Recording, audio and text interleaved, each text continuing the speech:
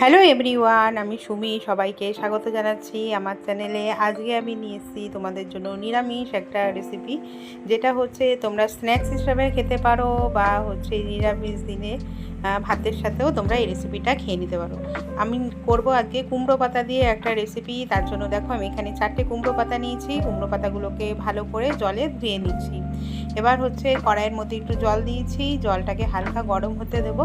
তার মধ্যে একটু লবণ দিয়ে দিয়েছিলাম, দিয়ে হচ্ছে এই পাতাগুলোকে জাস্ট এপিট আর ওপিট করে নেব, যাতে হচ্ছে পাতাগুলো হালকা নরম হয়ে যায়। কুমড়ো পাতা যেন একটু ধার ধার হয়। তো এরকম হচ্ছে জলের মধ্যে দিয়ে নিলে যে কাটা কাটা লাগে কুমড়ো পাতাতে, সেটা লাগবে না। আর হচ্ছে পাতাটাও ভালোভাবে সফট হয়ে যাবে। কিন্তু বেশি নরম করে ফেলবে না, বেশি নরম করলে হচ্ছে রেসিপিটা করতে অসুবিধা হয়ে যাবে। তার জন্য দেখো কুমড়ো পাতাগুলোকে হালকা জলের মধ্যে দিয়ে, মানে হালকা উষ্ণ গরম জলের মধ্যে দিয়ে একটু এপিট উপিট করে উল্টে নিচ্ছি। আর তার মধ্যে একটু লবণ দিয়ে নিয়েছিলাম। এবার কুমড়ো পাতাগুলোকে এই জলের থেকে আমি তুলে নেব।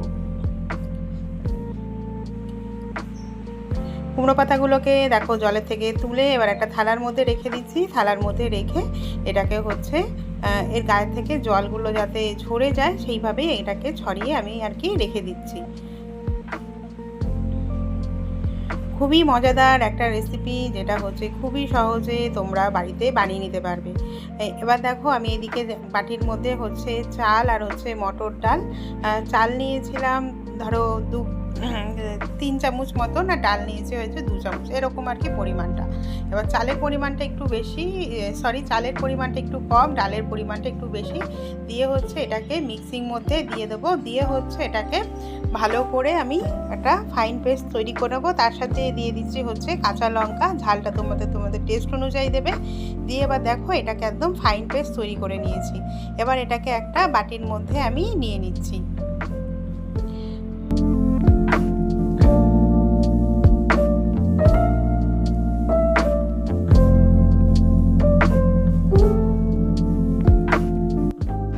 মিশ্রণটাকে দেখো বাটির মধ্যে নিয়েছি। তার মধ্যে আমি অ্যাড করে দিলাম হচ্ছে কিছুটা কালো জিরে, তার সাথে দিয়ে দিলাম হচ্ছে হলুদ গুঁড়ো, আর তার সাথে অ্যাড করে দেবো হচ্ছে পরিমাণ মতন লবণ।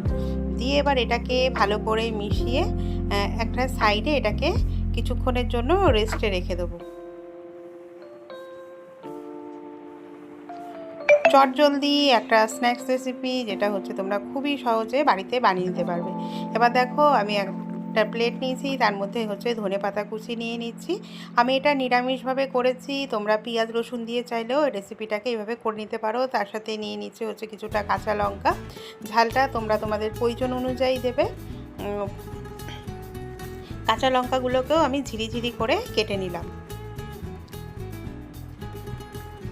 এবার আমি এখানে দেখো নিয়ে নিয়েছি হচ্ছে বয়েল করা আলু। বয়েল করা আলু নিয়ে আলুগুলোকে ভালো করে হাতের সাহায্যে আমি ম্যাশ করে নিচ্ছি। তো ভালো করে ম্যাশ করে নেবে, যাতে হচ্ছে আলুর মধ্যে কোনো শক্ত দলা থেকে না যায়। এবার কড়াইতে দিয়ে দিলাম হচ্ছে সাদা তেল। তেলটাকে ভালো করে গরম হতে দেব। তেলটা যখন ভালো করে গরম হয়ে যাবে, তখন আমরা এর মধ্যে অ্যাড করে দেব হচ্ছে গোটা জিরে।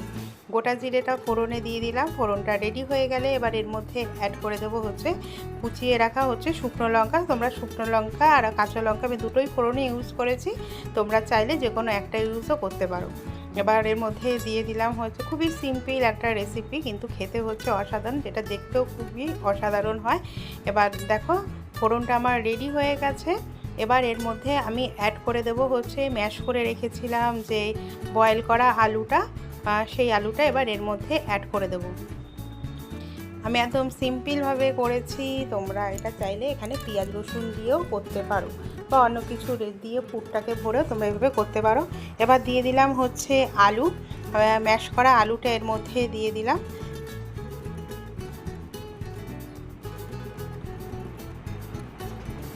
আলুটাকে দিয়ে তার সাথে দিয়ে দেব হচ্ছে পরিমাণ মতন লবণ, দিয়ে এটাকে ভালো করে একটু আগে মিশিয়ে নেব।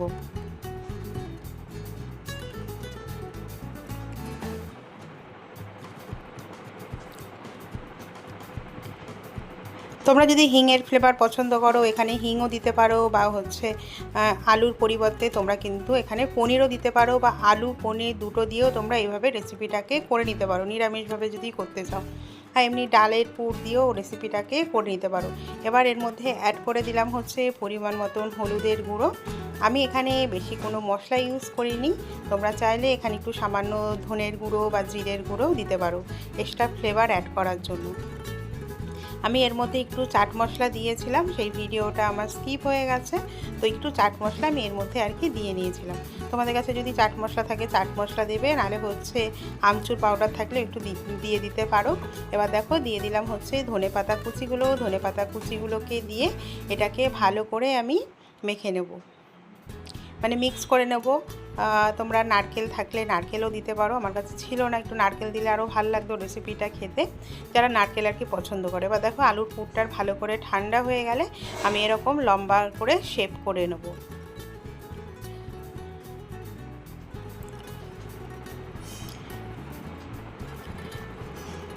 দেখো আলুর পুরগুলোকে আমি হচ্ছে লম্বা লম্বা করে তৈরি করে নিয়েছি।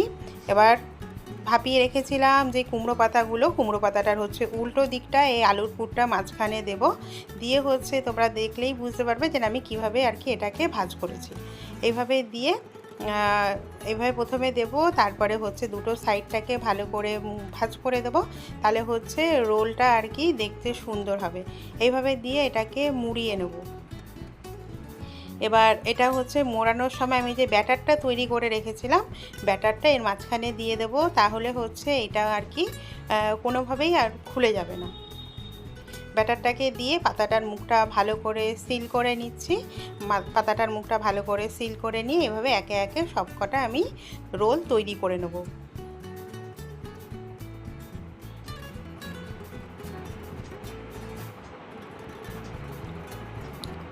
আমি এটা কুমড়ো পাতা দিয়ে করেছি, তোমরা চাইলে লাউ পাতা দিয়েও করতে পারো। খুবই কিন্তু ভাল লাগে খেতে। অবশ্যই তোমরা বাড়িতে ট্রাই করবে, ট্রাই করে আমাকে জানাবে কেমন লাগলো তোমাদের আমার এই রেসিপিটা। এবার সবকটা পাতাকে এইভাবেই আর কি আমি পুর ভরে রোল করে নেব।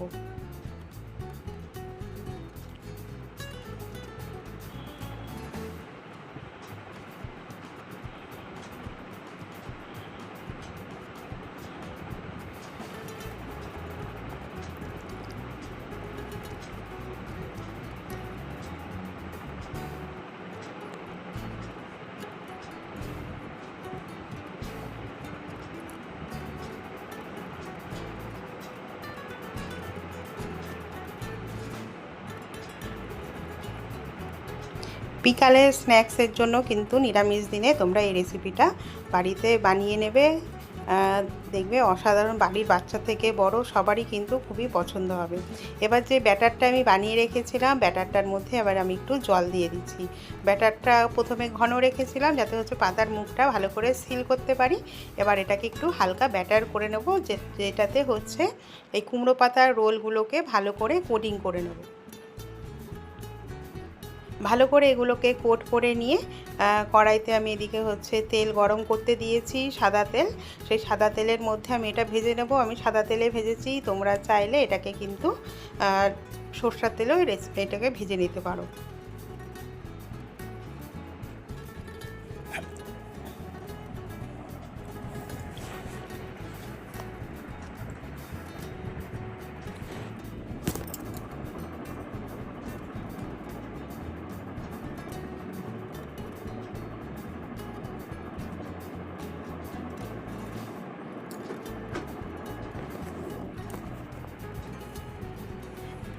গ্যাসের ফ্লেমটাকে লো টু মিডিয়াম রেখে এটাকে ভেজে নেব।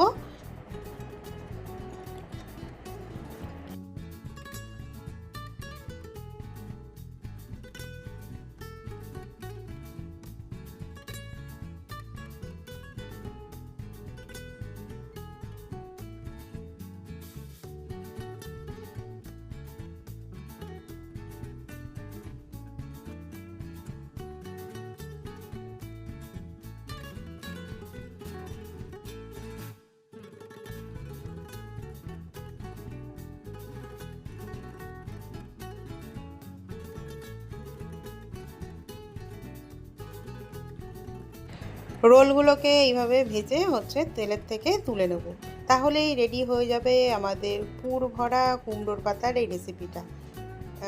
ফ্রেন্ড, তোমরা যদি কেউ আজকে আমার চ্যানেলটাকে নতুন ভিজিট করে থাকো, তো আমার রেসিপিটা যদি তোমাদের ভালো লেগে থাকে অবশ্যই আমার চ্যানেলটাকে একটু সাবস্ক্রাইব করে দিও। সাবস্ক্রাইব করে দিয়ে পাশে থাকা বেল আইকনটা প্রেস করে দিও, যাতে হচ্ছে আমি নতুন কোনো ভিডিও ছাড়লে তোমাদের কাছে নোটিফিকেশান পৌঁছে যায়।